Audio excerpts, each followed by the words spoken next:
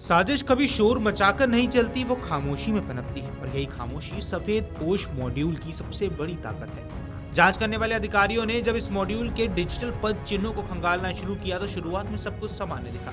कोई संदिग्ध चैट नहीं, कोई कॉल रिकॉर्ड नहीं, कोई असामान्य ईमेल नहीं, लेकिन असल कहानी इस खामोशी के अंदर छिपी हुई थी। मॉड्यूल के सदस्य इतने प्रशिक्षित थे कि उन्होंने साधारण सी चीज ड्राफ्ट फोल्डर को एक हाईटेक इंक्रिप्शन टूल की तरह इस्तेमाल किया। 3-4 महीने की निगरानी के बाद एजेंसी को पता चला कि ये मॉड्यूल सिर्फ एक ईमेल अकाउंट का उपयोग कर रहा था, लेकिन संदेश भेजे नहीं जाते थे। एक सदस्य लैपटॉप खोलता, नया ईमेल टाइप करता, उसे ड्राफ्ट में सेव कर देता, फिर दूसरा सदस्य उसी अकाउंट में लॉगिन करके और बिना कोई क्लिक किए सीधे उस ड्राफ्ट को पढ़कर आगे के निर्देश समझ लेता। ना कोई भेजे गए संदेश का रिकॉर्ड, ना कोई इनबॉक्स में एंट्री और ना कोई। जांच टीम के एक अधिकारी ने बताया कि ये वो तरीका है जो क्लासिक जासूसी नेटवर्क इस्तेमाल करता है। संदेश भेजा ही नहीं गया तो आप उसे इंटरसेप्ट भी नहीं कर सकते। सामान्य दिखने वाले इस उपाय में चतुराई इतनी गहरी थी कि इसे पकड़ना किसी भी खुफिया एजेंसी के लिए बेहद मुश्किल हो जाता, लेकिन ये केवल शुरुआत थी। मॉड्यूल ने अपनी पहचान छुपाने के लिए डिजिटल दुनिया के सबसे डार्क कॉर्नर्स का इस्तेमाल किया।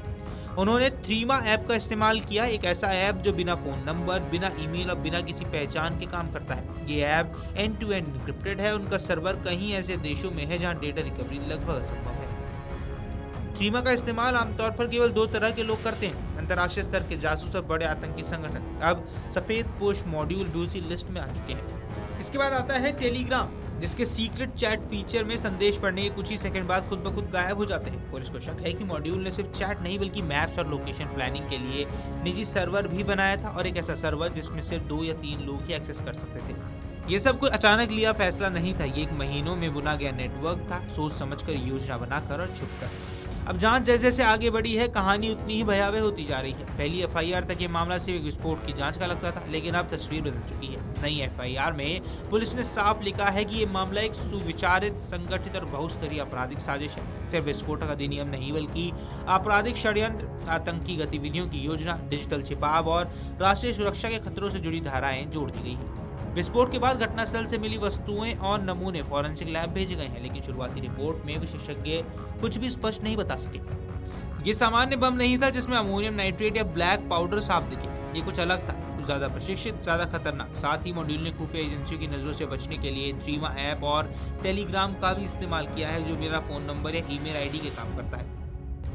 माना जा रहा है कि मानचित्र साझा करने के लिए निजी सर्वर भी बनाया गया था। वहीं नई एफआईआर में आपराधिक साजिश की धाराएं लगाई गई हैं। आपको बता दें, पुलिस की माने जिस गाड़ी में धमाका हुआ उससे चालक उमर उन नबी ने संभवतः सैन्य स्तर के विस्फोटक का इस्तेमाल किया था। ऐसे विस्फोटक जिन्हें सेना अपने ऑपरेशंस में इस्तेमाल करती है और जिनकी चुटकी भी बड़े धमाके का कारण बन सकता है। सैनिक ग्रेड विस्फोटक कोई आम बाजार में बिकने वाली चीज नहीं है। इसके लिए या तो सेना जैसी किसी आधिकारिक संस्था के संपर्क चाहिए होते हैं, या काला बाजार के ऐसे नेटवर्क जिनका धंधा देश की सीमाओं से कई बाहर तक फैला होता है। विस्फोट की प्रकृति ये संकेत दे रही है कि ये सिर्फ कोई स्थानीय मॉड्यूल नहीं था, बल्कि किसी बड़े आतंकी नेटवर्क का अंडरग्राउंड सेल था। Video desk amarujala.com। अगर आप ये वीडियो YouTube पर देख रहे हैं तो हमारे चैनल को सब्सक्राइब कर बेल आइकन दबाएं, और Facebook पर देख रहे हैं तो हमारे पेज को लाइक करें।